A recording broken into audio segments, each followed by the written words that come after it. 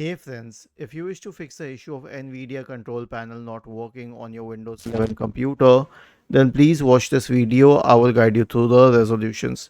So the first solution will be to check for the NVIDIA drivers and update them. So search for device manager in the Windows search bar and open the device manager. Expand the list for display adapters. Right click on the NVIDIA one and update the drivers. The next solution will be to restart the NVIDIA service. So search for services in the Windows search bar and open services. Now scroll down to the NVIDIA service and then right click and then restart it if you have the option to do so. In many cases you won't. And here's one more thing that you can try. Search for NVIDIA in the Windows search bar. Now the NVIDIA control panel requires administrator access always. So if you are an administrator, then you won't face this issue, but if you are not, then simply click on run as administrator in the right pane.